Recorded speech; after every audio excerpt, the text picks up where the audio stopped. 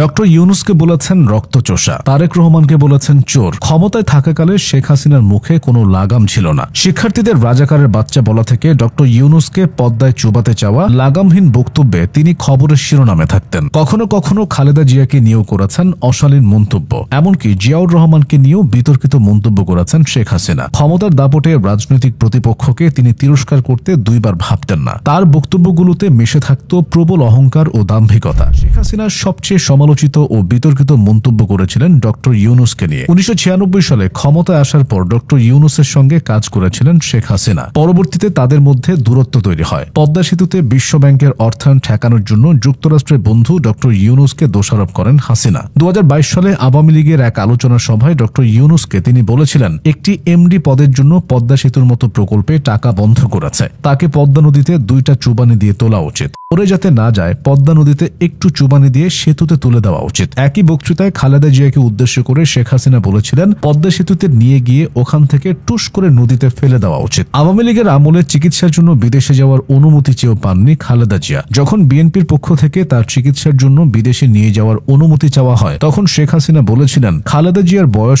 80 বছরের উপরে হয়ে গেছে, সময় হয়েছে, এত কান্নাকাটি করে লাভ নাই। এছাড়া খালেদা জিয়াকে জেল থেকে বাসায় থাকতে দিয়ে তিনি অহংকার করে বলেছিলেন, এতিমের অর্থ আত্মসাৎ মামলায় সাজাপ্রাপ্ত আসামি খালেদা জিয়া, কিন্তু বয়োজ্যেষ্ঠ, অন্যের সাহায্য ছাড়া চলতে পারে না, তাই আমি আমার ক্ষমতা বলে তাকে বাড়িতে থাকার অনুমতি দিয়েছে। শেখ হাসিনা আরো বলেছিলেন, তিনি অর্থাৎ খালেদা জিয়া সাজুগুজু করে হাসপাতালে যান। আবার ডাক্তাররা রিপোর্ট দেয় তার অবস্থা খারাপ, লিভার পচে গেছে। কি খেলে লিভার পচে সেটা আমি মুখ দিয়ে বলতে চাই না, সবাই জানে। শেখ হাসিনা অতীতে এমন এমন কথা বলেছেন যা এখন তার ঘাড়ের দিকেও যাচ্ছে। এই যেমন তারেক জিয়াকে উদ্দেশ্য করে তিনি একবার বলেছিলেন, সাহস থাকলে বাংলাদেশে আসুক। হাসিনা আরো বলেছিলেন, আমরা ডিজিটাল বাংলাদেশ করেছি, সেই সুযোগ নিয়ে লম্বা লম্বা কথা বলে। আর কত হাজার হাজার কোটি টাকা চুরি করে চলে গেছে, সেই টাকা খরচ করে। বাস্তবতা হলো এখন আওয়ামী লীগের নেতাদের টাকা পাচার নিয়ে তদন্ত হচ্ছে, যে টাকা তারা বিদেশে বসে আরাম আয়েশে খরচ করছে। সাবেক রাষ্ট্রপতি জিয়াউর রহমানকে শেখ হাসিনা ছাড়া সম্বোধন করতেন না। জিয়া পরিবারকে তিনি পরিবার বলতেন। আওয়ামী লীগ আমলের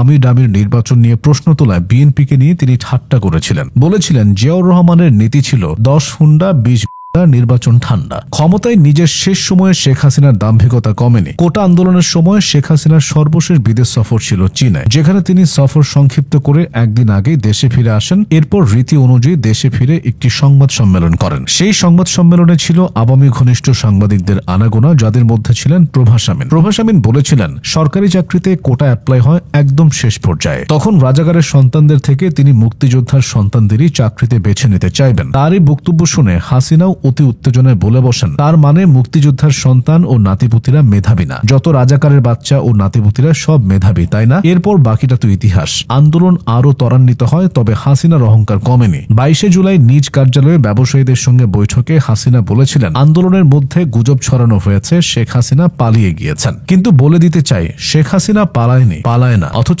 সেই শেখ হাসিনা আজ পালিয়ে আছেন। ধুলোয় মিশে গেছে তার সকল উদ্ধত্ত।